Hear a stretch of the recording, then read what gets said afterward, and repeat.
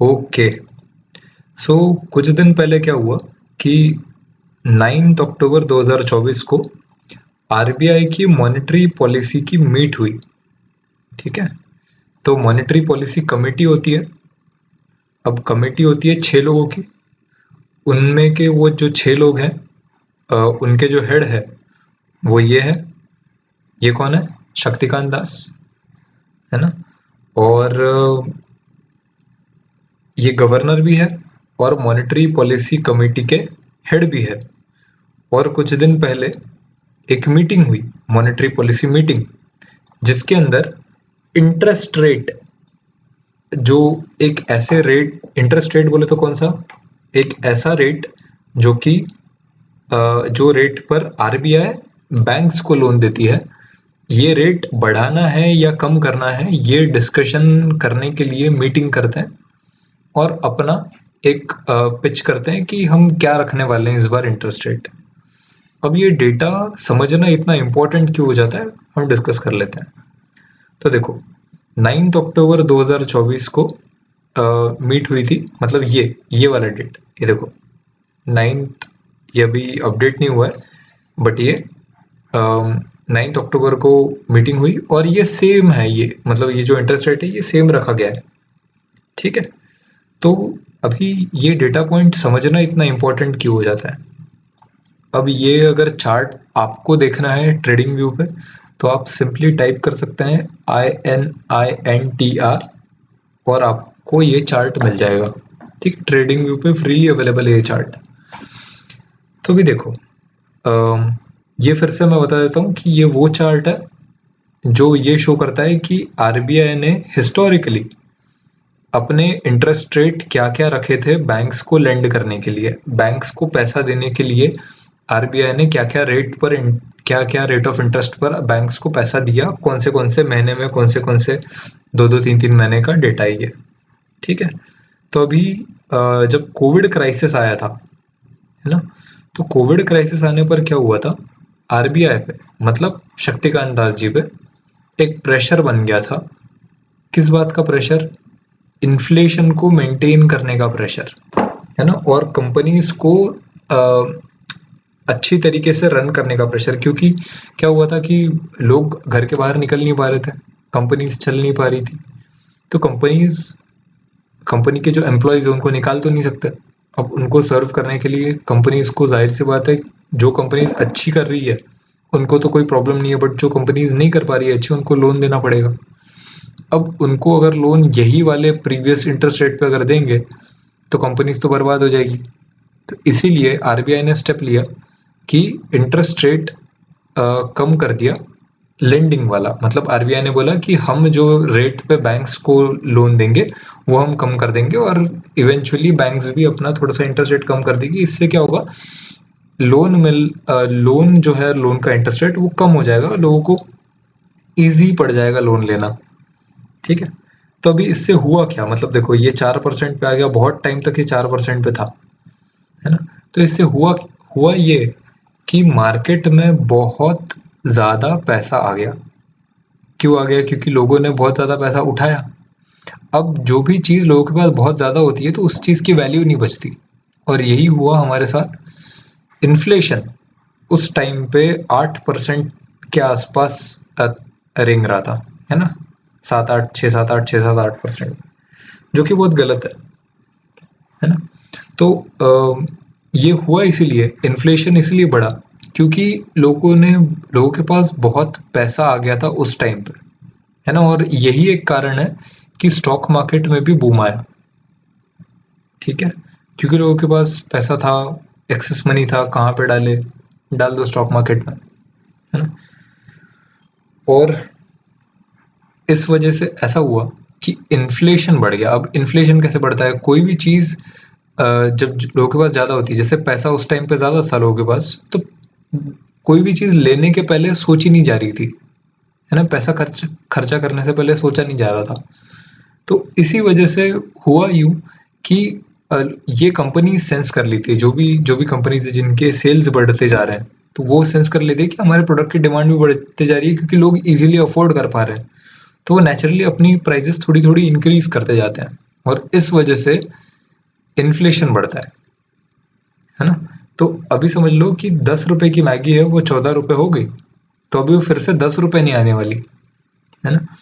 अब 10 रुपए का 14 रुपए ना होने देने का काम ही शक्तिकांत दास जी का है। इनका मेन जॉब रोल ही ये है कि 10 रुपए की मैगी 14 रुपए नहीं होनी चाहिए, ठीक है, कंट्रोल रहना चाहिए, इन्फ्लेशन को कंट्रोल करने का काम शक्तिकांत दास जी का है ना।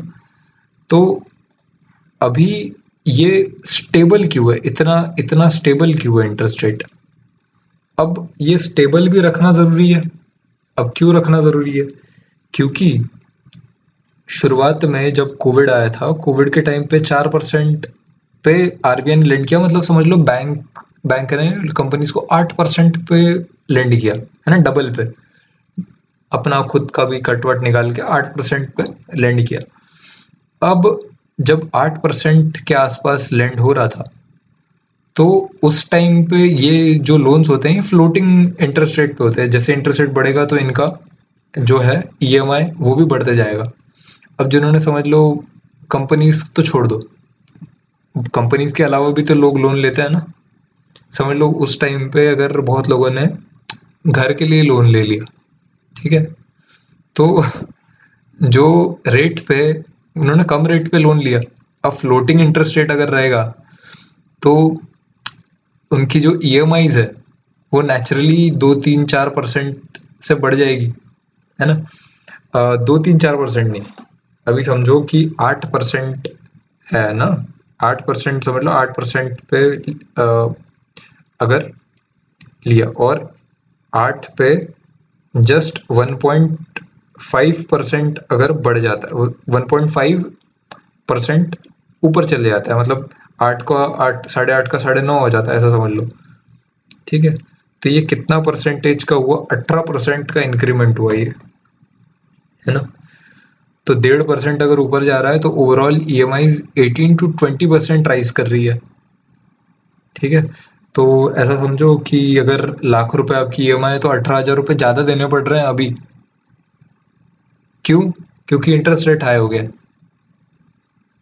तो घर घर वाले लोग जो जिन्होंने घर लिया है या फिर जो भी छोटे मोटे लोन है, उनको भी फटका पड़ेगा। अब ये फटका उनको भी नहीं पड़ना चाहिए, उनको भी कम फटका पड़ना चाहिए, ये भी देखना पड़ता है ना। और कंपनीज जिन्होंने, छोटी कंपनीज है, एमएसएमईज है, जिन्होंने लोन लिया है, वो लोगों अगर इंटरेस्ट रेट और बढ़ा दिया, है ना, इंटरेस्ट रेट और बढ़ा दिया और इन्फ्लेशन टेम करने के लिए, इन्फ्लेशन को कंट्रोल करने के लिए इंटरेस्ट रेट अगर और बढ़ा देते हैं, तो फिर क्या हो जाएगा, बहुत सारी कंपनीज बैंकरप्ट भी हो सकती है ना। तो उसका भी ध्यान रखना पड़ता है इनको, है ना। तो अभी आप समझ लो कि ये न्यूज़ क्या बोल रही है, तो नेक्स्ट टाइम जब आरबीआई की ऐसी कोई न्यूज़ आती है तो आपको एक अच्छी तरीके से समझ में आ जाएगा, आप अपना कुछ प्रिडिक्शन कर सकते हो, फिर अपना कुछ इनसाइट्स दे सकते हो ये न्यूज़ पढ़कर, है ना। तो आरबीआई क्या बोल रहे हैं, RBI shifts stance to neutral, sets tone to potential rate cuts, है ना। अभी ऐसा हो सकता है कि ये हेडलाइन से आपको कुछ समझ में ना आए, बट यहाँ पे हम थोड़ा सा नीचे आ जाते हैं और पढ़ते हैं। RBI monetary policy meeting highlights. RBI Reserve Bank of India announced its fourth bi-monthly monetary policy, ये वो, ठीक है। यहाँ पे हम क्या देखते हैं, मेन चीज देखते हैं,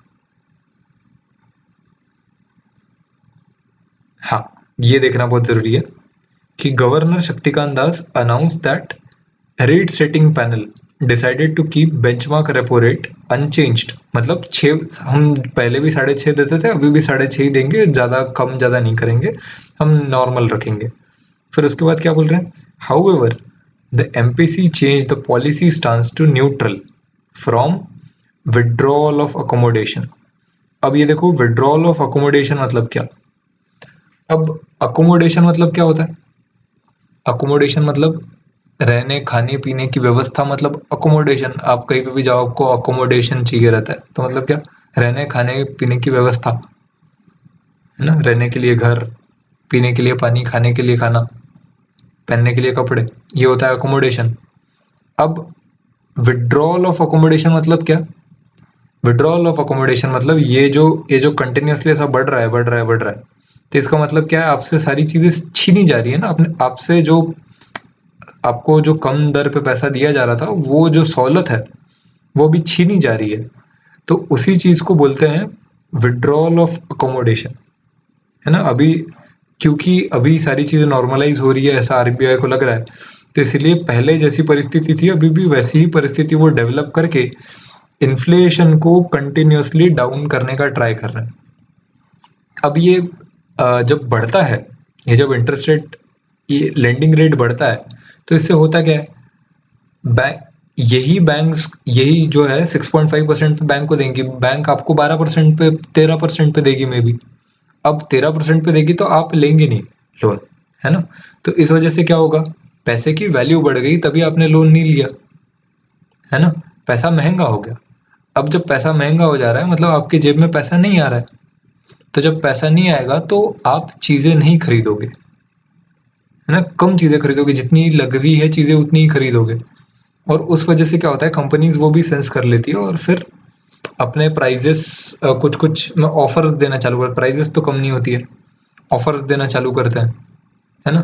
तो उस सेंस में इन्फ्लेशन जो है वो कम होने लगता है। ठीक है, मतलब पैसा खर्च करने की क्षमता वो कम हो जाती है और उस वजह से इन्फ्लेशन कम हो जाता है। बट एक्चुअल इन्फ्लेशन कम हुआ क्या? नहीं हुआ ना। तो यही है। अब ये जो विड्रॉल ऑफ अकोमोडेशन है, ये इनका था, तो उससे ये लोग न्यूट्रल पे आ गए कि भाई हम अभी रेट को बढ़ाएंगे नहीं, अब हम न्यूट्रल रहेंगे। और मे बी हम फिर से थोड़ा सा नीचे भी कर सकते हैं इंटरेस्ट रेट।